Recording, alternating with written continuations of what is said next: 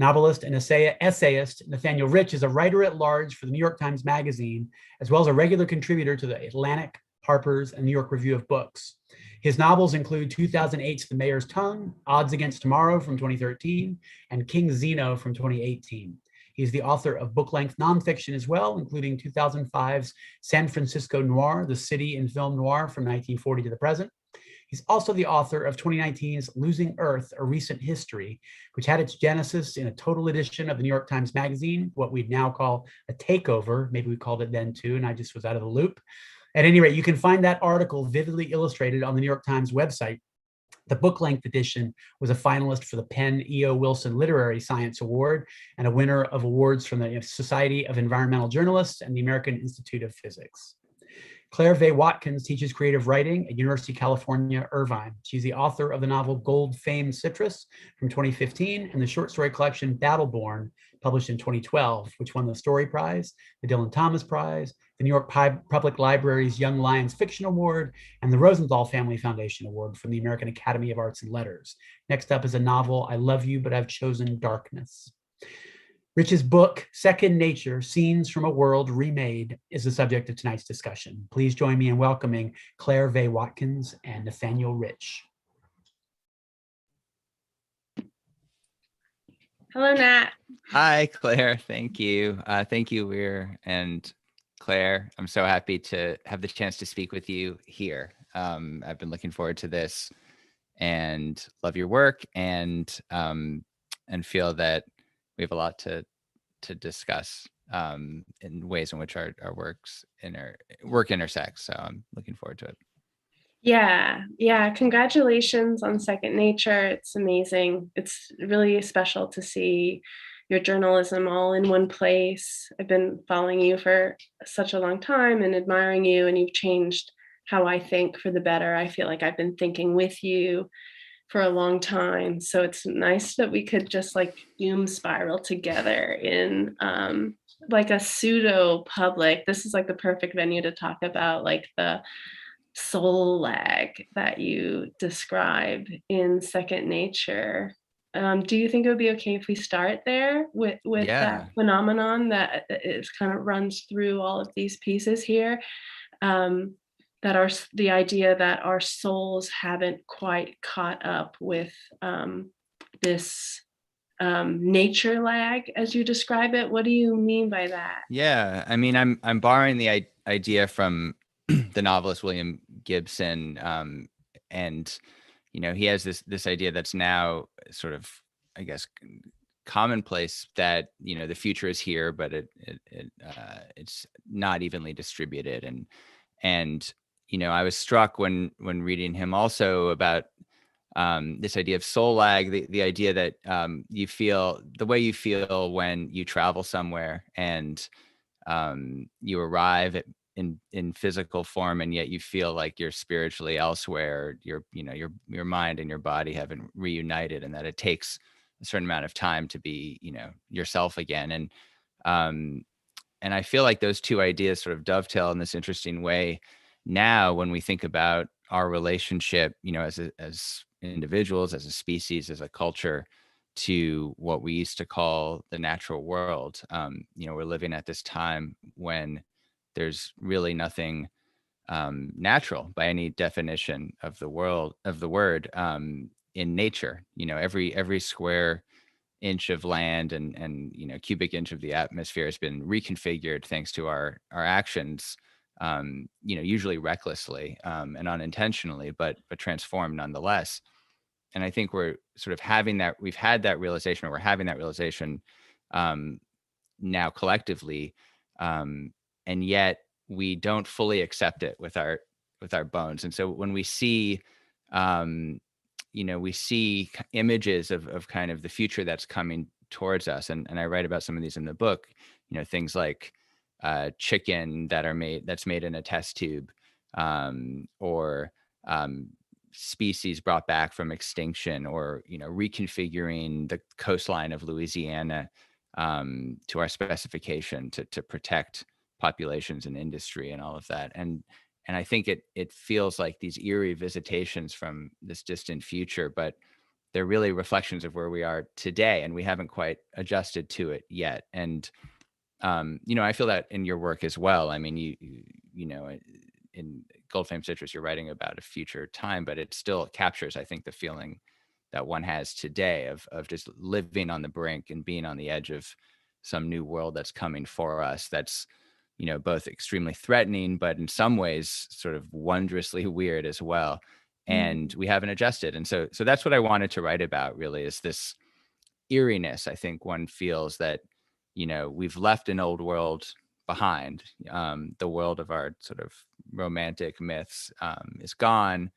And we know we're hurtling towards something else in which our relationship with nature is going to be totally different and much more active and involved. And yet we're really not comfortable with that idea yet. And so I think that a lot of fascinating stories come out of the intersection of the past and this future. Yeah, totally. I mean, I felt this feeling, and I think I'm gonna maybe assume that the others who we can't really see, who are here listening, have felt it too. That's why they've come.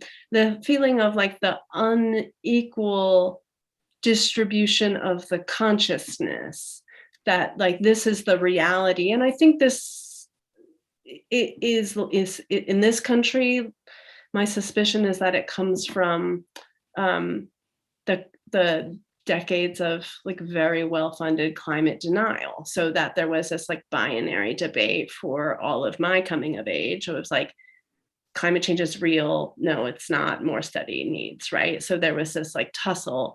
And so that we kind of we weren't allowed to feel any of the actual like emotional reality, which is like the areas between like hope and despair, or yes it's happening, or no it's not happening. And the sense that like at one point you say, well, I wonder what you think about this like half-baked theory I have going, which is like that like you to think about this today, we still are kind of doing it in the context of that against denialism, so that there can sometimes be a false sense of we know what's going to happen, right? Because scientists, like the scientific community, had to so emphatically insist, like, yes, this is happening. Yes, if you don't do this by 2040, it will be like this. By 2050, it will be like this. That has maybe created a sense in the general rising awareness that we know what's going to happen. But a lot of these essays really display that we really don't. And that's actually kind of a harder space to get into. Like once we get beyond the accept, like this is happening, I think where I've been struggling to get to is, and we don't know entirely what that means. You write at one point, like, we don't know what our relationship is going to be, but it's going to be uncanny. Like it's certainly going to be bizarre. And as you said, like wonder might be a part of that, like surprising resilience, or there could be still a lot of surprises, and like making peace with that unknown, I think, is a new part of like those of us who have accepted the reality of it for at least a decade or so, and now are realizing, like, what does that mean for my future and my child's future, and like spiritually, psychically, like for my soul, what does it mean to not be able to envision a future? What do you think about that? I think that's really well put, and I think your insight about the denialism, the damage of denialism is, which I should say, I just was looking this up today. According to the Yale communication, that Yale has a series of public opinion polling about this question, and 2020, it's still more than 25% of the American population doesn't believe in global warming. Although that marks a huge improvement, over, it was more than 40% 10 years ago. But I think you're right that the binary question, forcing scientists to summon the most basic evidence to show over and over again this reality that we all understood, has not just done the damage of befuddling this huge percentage of the population about the question and delaying the politics. That would be bad enough, but it's also had this simplifying effect on the conversations around climate, and I would say even more broadly, around environmental damage and reconfiguration.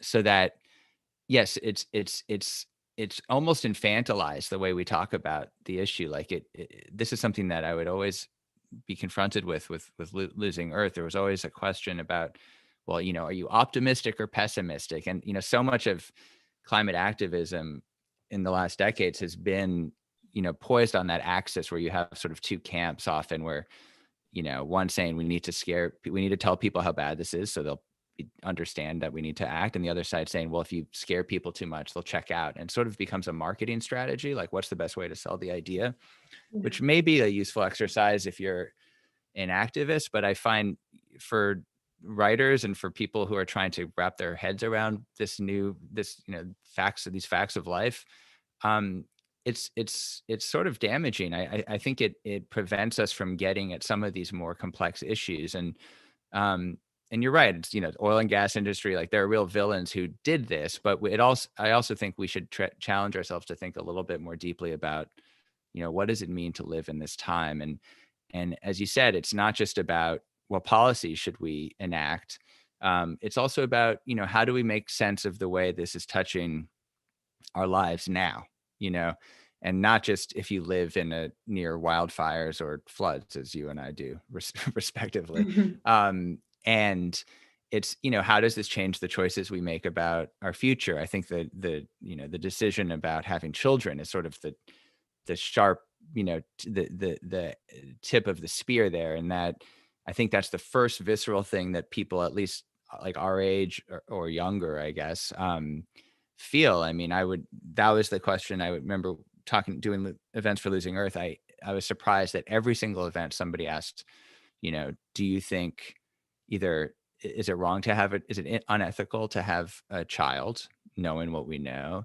Or would-be grandparents saying something like, I'm worried because my children don't want to have kids. And I feel like that has become a kind of stand-in for a much larger sort of country of thought that's been sort of hidden, which is, how do we bring this information into our life? How do we bring this knowledge of what's coming, of what's already happening, into our personal life? And I don't think we've done a very good job of asking some of those questions, let alone trying to puzzle through them. And I feel, and that sort of brings, I think, one around to the literature, because I think that's where writing, whether fictional or nonfiction, I think has a role to play, because I do feel, not that we're going to solve the world's ills, but it's at least it opens a door for people to try to ask some of these questions for themselves. And so that's very much where I'm operating. And I think that your work does so well too, is it opens that door and allows for a deeper conversation beyond just, what should be in the bill. Yes. And I have evidence of that theory, actually. Oh, I want to hear it. Yeah. Yeah. So I was talking with my beloved about doing this event with you, and I mentioned the piece that you have about the starfish, this massive starfish, mysterious die-off that happened all up and down the west coast of North America. And I think it's fine that I share this with all the anonymous people out there, but he said that he was living in Santa Cruz when that happened. Oh, wow. And the epicenter, basically. Mm-hmm, yeah, right. Yeah. So, and that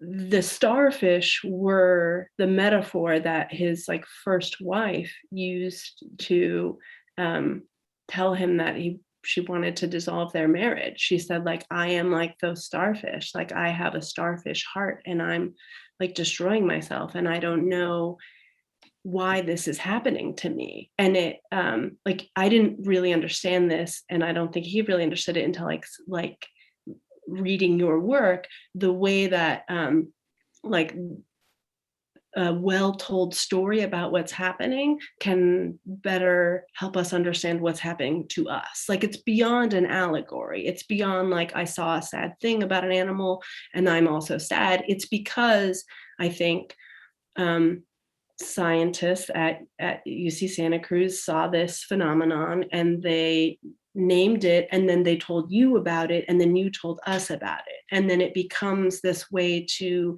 understand what's happening to us, because what's happening to the starfish is happening to us, right? Like we are all, if I've learned nothing else through this pandemic, it's this like horrific interconnectedness of all living things. And it goes beyond it. Like when we understand what's happening to the starfish, we understand what's happening to ourselves on like such an important level. And it's very hard.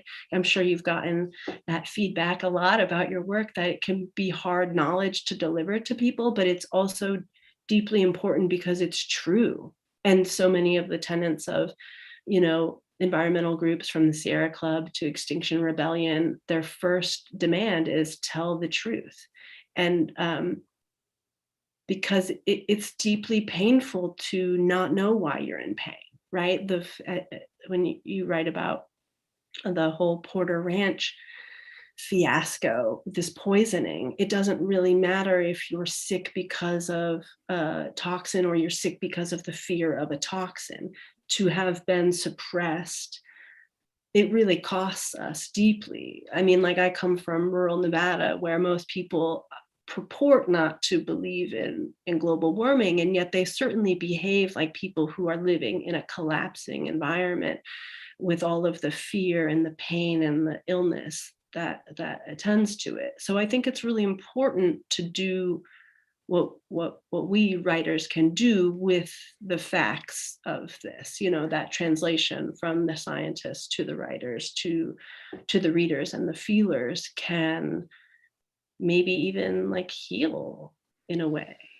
Yeah, I mean, or at least allow like the process of interrogation that's necessary, or exploration, or that, Mhm. you know, to reach, to move beyond just this feeling of being creeped out. I mean, the Mhm. both of those stories, I mean, are what interested me about them. And first of all, you or your partner should write the story about that. That's incredible. And about the starfish. I mean, so the starfish were, you know, for people who don't know about it, they were started tearing their arms off all on the Pacific coast. And there was this, it's called the wasting. And there was a sense that this had to be because of global warming, of course, but they couldn't really prove it. And there were inconsistencies in the data. There were, you know, sea stars in places where there was cold water who were committing suicide, and then in warm water where they weren't. And so they really couldn't figure out what was happening. And that, it was even more terrifying, of course, you know, that, Yeah.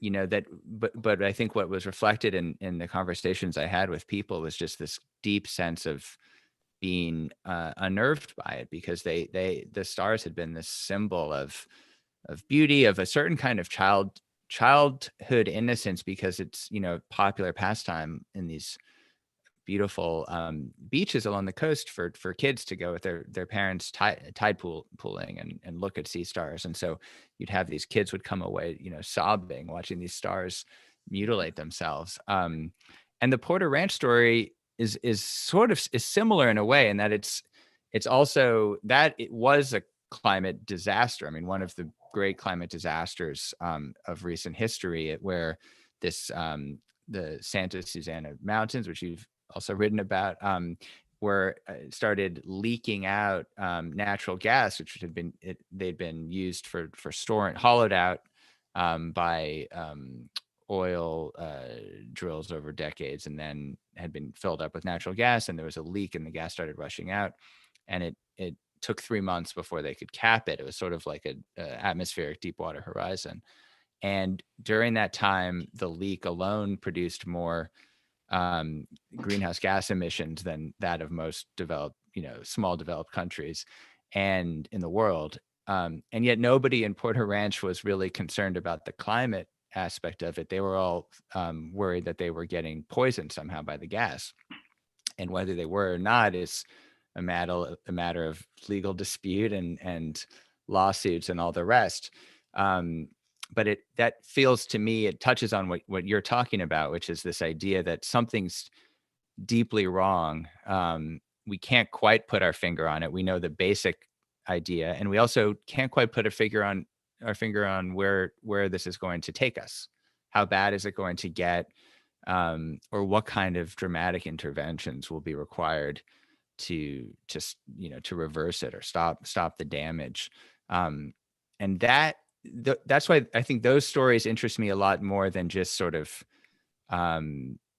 this natural disaster, a typical natural disaster story or a typical climate story where you sort of, it's pretty clear from the beginning, from the headline, what's happened, who's to blame, and what's going to happen. In these stories, it taps into, I think, more this anxiety of our time. I mean, I felt like, it felt, this Porter Ranch felt like white noise of, a white noise type climate story, where just everybody's disturbed, and it forced everybody in the community basically inward, and their anxieties ended up reflecting not necessarily their exposure, as you said, but whatever was going on in their lives at the time, who they were. It forced them inward.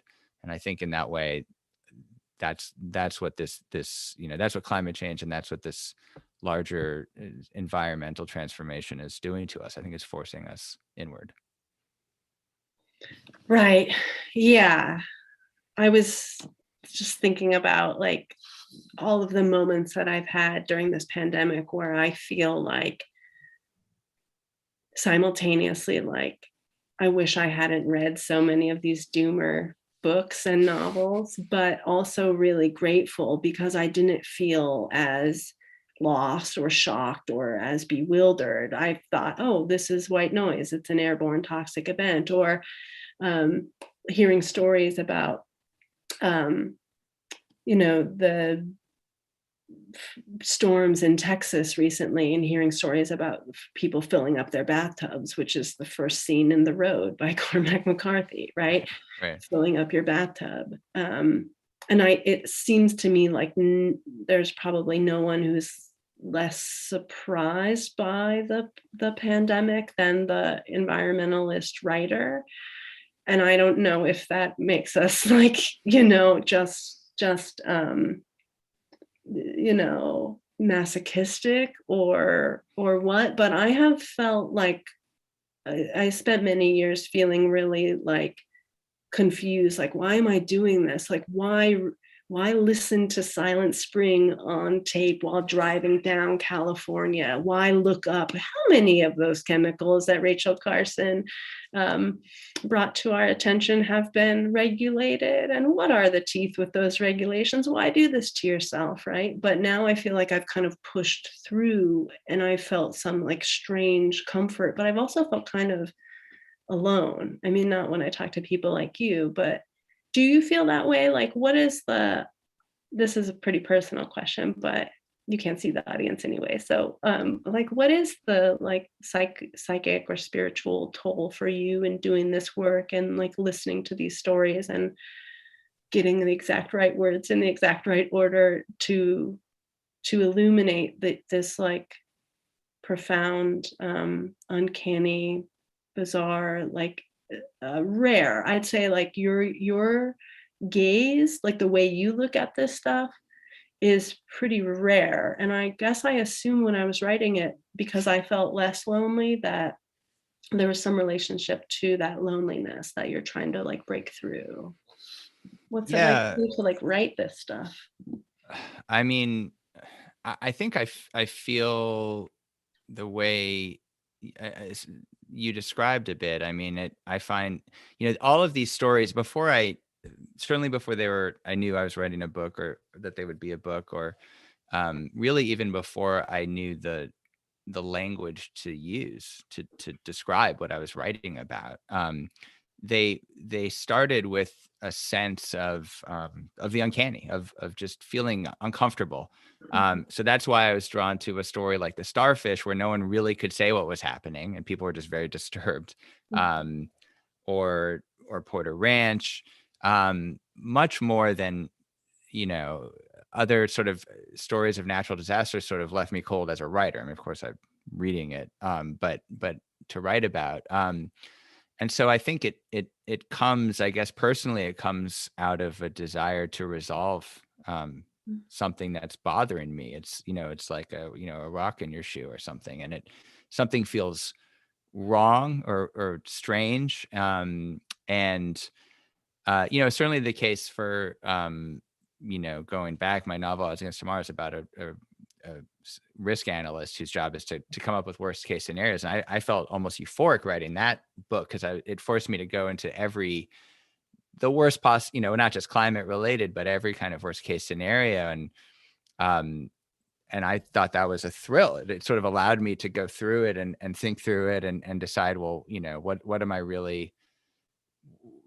really care about in life? Basically, it was sort of this like pretty profound centering exercise, and it forces you to put things in perspective a little bit. But yeah, with these things, I mean, it's also not necessarily things that are uncanny or creepy in a threatening way. It could also be something like,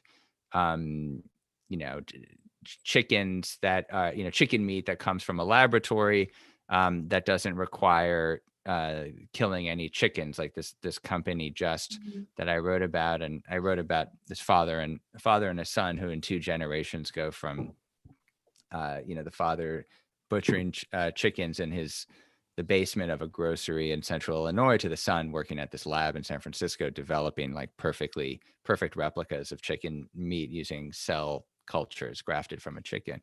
And so like, that's a good example of something where I'm still sort of disturbed by the idea. It still seems like on a very human level, visceral level, like kind of gross, the idea of eating like this chicken breast or chicken nuggets made in these labs. And yet the ethical argument for doing so is actually really strong. The climate argument, as well, the animal rights argument, and all the rest. And so that's a situation where there's this it still feels uncanny. It still feels unsettled and unsettling.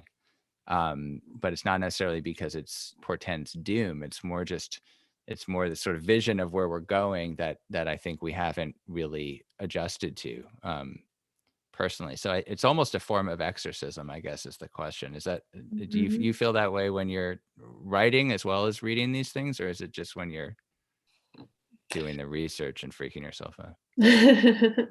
No, I do feel like there's a nightmare therapy quality to the writing as well. Like, it just feels better to have it out there, and I feel less alone when I read it. I also have been thinking a lot about, well, you mentioned with the Starfish, like that, that they're described as sort of that they're suicidal, that they're like self-harming. And that has been a really bracing way for me to understand the moment, because like in your last book, in Losing Earth, like you show us how like we can't really today, like 2 decades into the 21st century, the story that like mistakes were made, but we didn't know, that has fallen apart. And now it's like a known harm, and it is baked into the system. And I you're like drawn to these like complicated and slippery stories, but there are some true villains in this book. When you describe, I think you say like the psychotic greed of corporations, and I think we see that most palpably in the Dark Waters piece, where, if I understand it right, and maybe you could just like tease us out for the audience, but as I understand it, right, that DuPont not only knew that the toxic substance that they were using in Teflon and all of these other products. But when, 3M said, we are not going to make this anymore, and so they opened up a factory to make it because it was making them $1 billion a year in profit. And they calculated, they had meetings, the lawyer that you follow heroically, played by, I believe, Mark Ruffalo, right, who I would watch, like lick envelopes. But they decided, well, we're already going to be charged these nominal penalties by these sort of toothless regulations. So we might what we should do, and what we must do by the logic of shareholders, is to make even more of this stuff. And basically it's like a smash and grab job, right? Like while we and it seems to me sometimes that these corporations just didn't think that they would get away with it for so long sometimes, like the surely the jig will be up at any minute, so let's just kind of try to accumulate as much wealth as possible. And nope, like it just seems like completely run away. Am I? I think there's definitely a parallel there between DuPont and the oil and gas companies, where what begins as sort of a hush up job becomes a kind of like platform and a decades long practice. I mean, in DuPont, I guess parenthetically, DuPont also was a player in the 80s period, because they were the ones manufacturing most of CFCs, which were the subject of the Montreal Protocol, to protect the ozone layer. And it was only when DuPont realized it could make more money from manufacturing the replacement for the greenhouse gases that they decided to support Montreal Protocol. And then Reagan came along as well. But the story of the Dark Water story, I mean, it's one of the most, I mean, you did put your finger on it. It is the one story where there's a very clear villain and really quite dastardly. And there's a real hero, which is this lawyer, Rob Ballard. And it's one of the most nefarious stories, I think, of criminality in American corporate history, recent corporate history, where DuPont started using these man-made chemicals as early as the early 1950s to make Teflon and other non-stick surfaces, used in just about every, aspect of our economy and commerce, from cars and airplanes to raincoats and pizza boxes. And they knew very early on that it was toxic, that it was causing birth defects in workers at the factory, a bunch of testicular cancers, all kinds of horrible things. And they continued on with it, and they might have gotten away with it if it weren't for the work of a corporate lawyer for the defense, someone whose job it was to defend chemical companies, named Rob Ballard, conservative guy, sort of non-expressive. I mean, that Mark Ruffalo could turn him in. I mean, it's an incredible performance, because he sort of pulls out this sort of intense inner turmoil in Ballard, which is profound, but usually doesn't rise to the surface. And he took the case because he got a call from this poor cattle farmer in West Virginia, Wilbur Tennant, who had a family connection to Ballard. And Ballard at first assumed that this cattle farmer was sort of crazy or confused. He was saying that DuPont was killing all his cows, that DuPont ran a factory right next to his cattle ranch, and that poison from the landfill was seeping into the creek that his cattle drank from, and they were dying from it and acting homicidal, the cattle, and doing crazy things on the sort of not too dissimilar from the sea stars. And Ballard, using what he knew, he was this inside guy, knowing how these big chemical companies worked, he was able to figure out what was going on. And, he realizes, sequentially, that it's not just the cattle farmer and the cattle that are being poisoned, but it's the whole community, that the poison is in the water and in the air and in the land.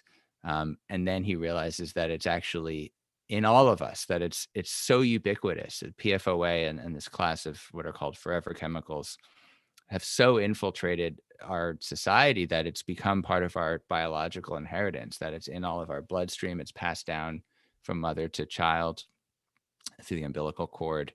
And yes, DuPont, not only did they not fix it, but even when presented by their scientists with alternatives, they didn't do what DuPont had done in the 80s with CFCs and swap it out. They stayed put because they worried that any kind of alteration of their formulas could affect the bottom line. And as you said, they're making $1 billion per year. And so, I think what starts as a story about DuPont and about this heroic lawyer ultimately becomes a story about all of us, because we've all been victimized by this, and there's not even any animal in the world that we've tested that doesn't have the stuff in their bloodstream. And so I think Balat, though he's a very conservative guy and certainly far from an environmental activist, he becomes a kind of avatar for us all, in that he's disillusioned. His old way of seeing the world is ripped out from under him, and he becomes angry and then determined to hold DuPont responsible. And he's still fighting the fight a couple decades later. He's now suing DuPont in a class action suit in which we're all represented. It's for every citizen of the United States is in the class. And I think, all of us are not Rob Palat, but I think all of us do have a moment where I think we come to terms with the scale of what's happened and the extent of our the romantic, myths that we had about how the world works and how the natural world works and the sanctity of the natural world. And when we come to realize that the extent of our intervention, I think it forces a lot of difficult conversations and a difficult reimagining of, what is the best path forward, where you can't really step outside of it anymore, that one has to take some responsibility. Right. Yeah. The days of like the back to the land style retreat are long gone. Yeah, I mean, I think of like the most like extreme version of that, E.O. Wilson's idea of half Earth, where you protect half of the planet for wilderness, is I'm sympathetic to it. On the other hand, I think it's important. What people don't often think about is that kind of designation is not like laissez-faire. It's actually would require this extreme mobilization of militaries, of accords. Like, you have to then protect all that land. You have to also manage it in the same way that we manage like municipal parks, and make sure that that exotic species don't go where they're not supposed to go, or invasive species and so on. And so it's actually what seems like it's this fantasy of letting things manage themselves is actually a heightened form of management of what we still call wilderness. Mm-hmm. And maybe you can fill me in on this, because I genuinely don't know the answer to it, but it does seem, at the end of Dark Waters, you have that gesture that Balat represents all of us who have these chemicals within us, but also all non-human things. But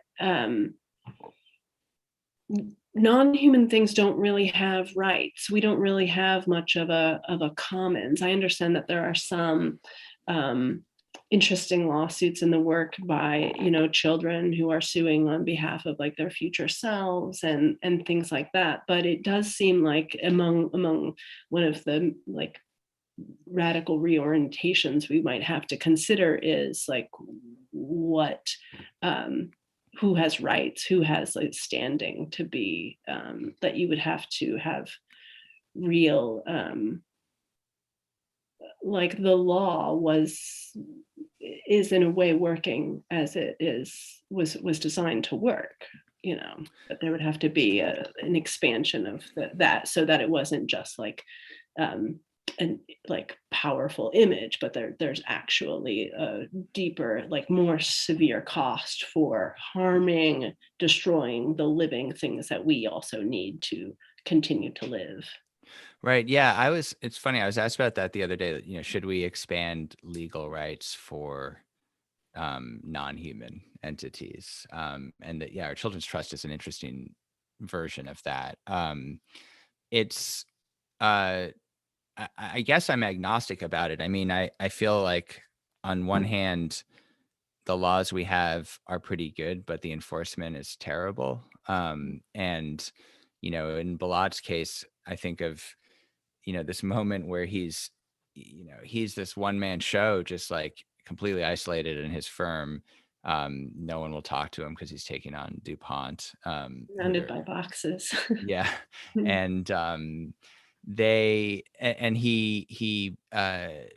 discovers that the people he's dealing with at the West Virginia EPA, Department of Natural Resources, are the same people, literally to a person, as the DuPont, who is dealing with at DuPont, that the lawyers from DuPont had gone over to West Virginia, and they would go back and forth. And now, it's easy, I think, for someone to sort of look at a place like West Virginia and say, oh, well, that's, corrupt. It wouldn't happen elsewhere. But a version of that does happen elsewhere, everywhere.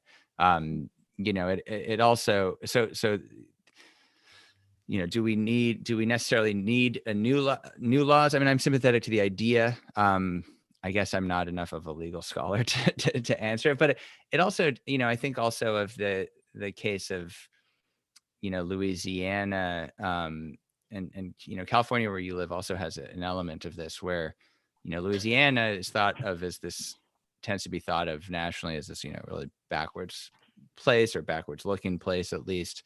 But we have the most sort of forward looking and largest climate infrastructure plan, a climate change mitigation plan in the world, which is this plan to rebuild the coast. And, and this, it's not called that here. No one says that, no one says climate change in the state, but that's what it is. And it has almost unanimous support.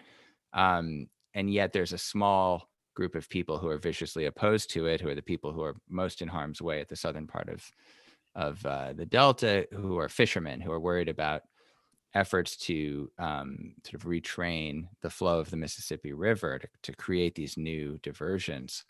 Will destroy their livelihood in the short term, even if in the long term it helps to protect the land. And I think of how we're having some difficult conversations here locally about what do you do, with those people? What do you do with the people who are going to suffer, even due to the most prudent long-term plan, the kind of thinking that we're going to need, in the decades ahead. How do we deal with the smaller subset of people who will be damaged? Because the damage is real. They will lose, their livelihoods. These communities will vanish, and a culture will vanish. And yet, 99.9% of the state would say, well, that's a price we have to pay. And so I feel like in some of these ways, that's where we're going. And in some unlikely places, like, we're already there. But yeah, the question is, how do we have that conversation more globally? How do we all put ourselves into those sort of moral tangles that we're only seeing, here and there at this moment? I wonder if you think we should open it up to questions now. Sure, if there's candid. Yeah, we've got a couple of questions here. So you've talked a bit about like what we're up against and what the struggle is that we're dealing with to kind of realize what our current situation is. I wonder if you can talk a little bit about, how you think we will cope with that, or how we are coping with it. How you've seen, if you've seen people or movements doing a good job or an interesting job of sort of reimagining the future, as we kind of all grapple with our new sort of reality. Yeah, I mean, it's a good question. I mean, I think there are a story I tell in the book that's I think speaks to that is the de-extinction folks, which, it's a group primarily led by this group Revive and Restore, which is part of Stuart Brand's Long Now Foundation. And they are sort of, famous for trying to bring back the woolly mammoth and for trying to bring back the passenger pigeon, once the most populous bird in the continent, if not the world. And what's fascinating to me about what they do is that, unlike a lot of the sort of, typical, I guess, Silicon Valley type folks who are enamored with new technologies and new gadgets, they also are, of course, they're using this extremely high tech, genetic engineering technology to try to bring these species back or recreate new versions of the species would be more accurate.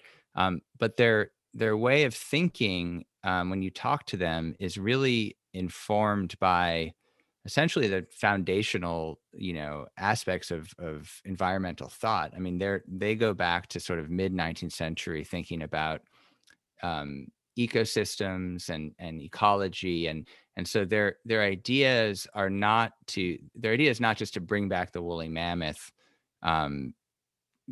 because it would be cool, but it's to bring them back to restore the ecosystem of the Arctic steppe. And the reason to bring back the passenger pigeon is to restore the vitality of the North American forests. And there are theories about why these species will do that, why they're crucial species in these ecosystems. But I think the most important thing the group is doing is they're essentially have created a kind of value system. They're talking not only about what ecosystems they want to restore, but what kind of relationship with the land they're trying to restore. They're talking about, what Aldo Leopold called a land ethic. And that's very central to all they do. And so they make their decisions are guided by a certain framework. Essentially it's how will this help to make ecosystems healthier. Now you can disagree with some of their judgments and so on, but at least they're guided by that. It feels very different to me than Elon Musk and Jeff Bezos saying we're going to go to the moon because we want to escape, I guess. And so I think increasingly, these technologies are so far beyond what I think most of us even are able to understand. I mean, that's something I kept finding again and again, that where one thinks the technology is like really we're like 15 years behind in the popular imagination of where the actual, the work is happening now. And so what's as crucial as the technologies themselves is, what is going to guide our use of them. And I think it will take groups like that, as well as environmental groups and advocacy groups, to try to have those conversations too. You have to be in conversation with these technologies and not sort of have a blanket opposition because they're coming, and we want to, I think one wants to be part of the decision-making process about how to use them responsibly. Yeah, they're certainly coming. Yeah, I mean, we have a tremendously ambitious new administration. So there's a sense of, I've been working with some groups in the Mojave Desert who are really taking a close look at solar, which many environmentally minded folks are really pretty open to, and I was too. But the insistence that solar be done in an intentional way, the Biden administration has been really sort of worryingly eager to put solar on public lands, probably because it will be easier for them to do it, but that there's a difference. These groups, I'm thinking of like Basin and Range Watch out of Beatty, Nevada, and they're reminding us that there's a difference between land that has already been, developed and used, and Joshua tree forests that are sequestering carbon and that are tortoise habitat and that have that are intact, that not all of the desert is a huge wasteland, and that if Walmart were to put solar panels on every single one of their facilities in their parking lots, we'd be really like, that would be like a major impact. Or wasted alfalfa fields, that like we've been here before. So there, I think my fear is that in the eagerness to do something like that, we will basically just reach for the close at hand solutions that are, like you said, Nat, like more than 15, like 150 years old. The idea of like, oh, we'll just use all this extra land. Like, we don't have extra land, actually. We don't have extra tortoises or extra carbon sequestering yucca plants that are 600 years old in some cases, you know, so that they're like insisting on that land ethic. And you know, like, we began this event with a land acknowledgement, and that's not an empty gesture in replacement of land. Like, nothing can replace land that was stolen but land. But it is, I think, to acknowledge that human beings have lived on this continent since time immemorial in a balanced way, and that there can be simultaneously a looking back towards that land ethic that was informed by the land itself, and looking forward with all the knowledge that we have, that we can, you know, make a bunny glow. Right. And I think it's also, I think, important. I think one thing we're like starting to realize now is also looking back. You have to define what you're looking back to. You know, if you're a lot of like this, our sort of environmental records in this country begin in 1930s, and of course that's, you know, relative to the rest of history, is the most degraded possible moment, you know, to begin. So for us, and of course we've fallen very far since then, but you know, is that what we want to get back to, or do we want to go back to the 1830s, or do we want to go back to 5000 BC? You know, they're all very different realities, and very different, you know, relationship between the people who are on the land and the animals and the forest. And so it forces you to think a bit more rigorously about restoration, the idea of restoration. It's we also have to choose what we want to restore. And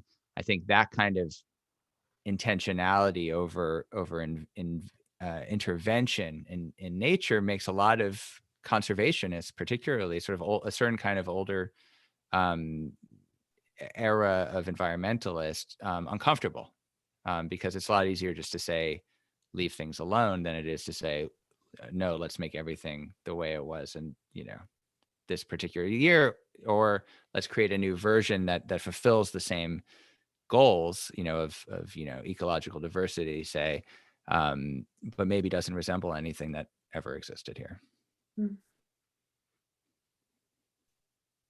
Well, I think I'll end on this one question.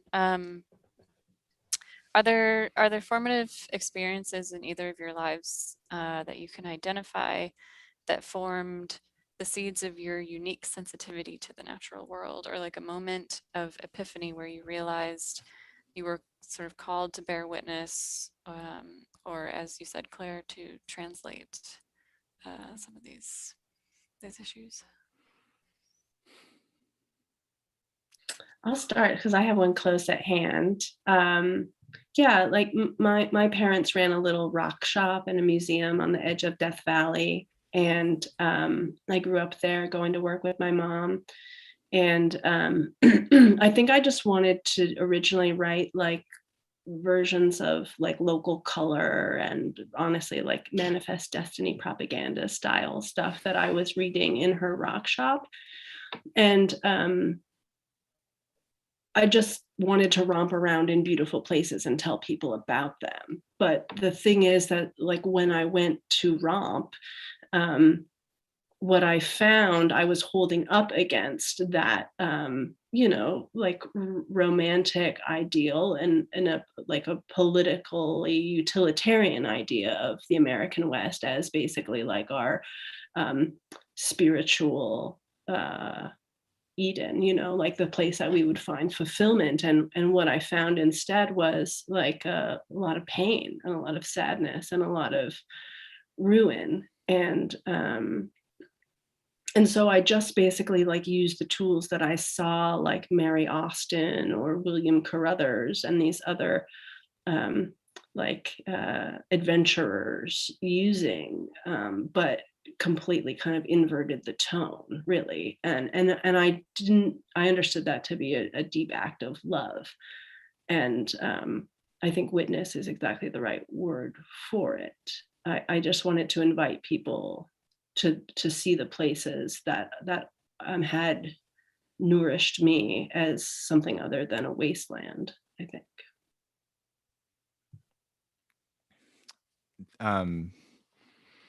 Yeah, and I think you succeed really marvelously. I mean, I before I read you, I probably was guilty of all the sort of worst biases about, say, Nevada, and you know, it really opened my mind up to the complicated realities of the place. Not to mention the history. I guess for me, there was no one formative experience, but I grew up in New York City, and I, you know, I the closest thing I got to nature, I guess, was Central Park or a baseball game, maybe. The expanse of you know, Shea Stadium. And in the summers, though, when I got old enough, I started to spend summers in Maine and would go on canoe trips and hikes and things like that. I think because my parents realized I needed some other landscape to be in. And I feel like something about that knocked open something in me. Just, I think, especially camping out, being out in wilderness, being away from other people for fairly long periods of time, you know, a week or 10-day trips. It felt like entering some other universe or some other world. And I was totally, you know, as an adolescent, I think, taken with all of that. And I think whenever I feel like that feeling, that sense of awe and wonder that I experienced then is something I still seek out in my life. It's something I, you know, I seek out for my children now that they're getting old enough for camping trips. And you know, it's sort of your basic American you know, nature ideal, but it was very it hit a profound chord in me, and I think it changed the way I see the world. Yeah. Well, thank you both so much for letting us join you tonight. I feel like we, you know, you shared a lot of your personal stories and insights, and I just appreciate that you're encouraging us to at least be thoughtful about where we are and what's happening. I think it's easy to just kind of run through and you know, speaking of denialism, you know, just try to get through. But if we can at least be thoughtful about it, that might help a lot. So thank you for that. I want to thank the audience too. Thank you for watching. If you are interested in purchasing a copy of Nathaniel's book, you can check out the link in the chat. That's going to take you right over to Elliott Bay, and you can purchase from them. And hopefully we'll have you both sometime soon in our space. But until then, I hope that you stay safe and yeah, have a great night. Thank you. Thanks Thanks so much. Thank you, Claire.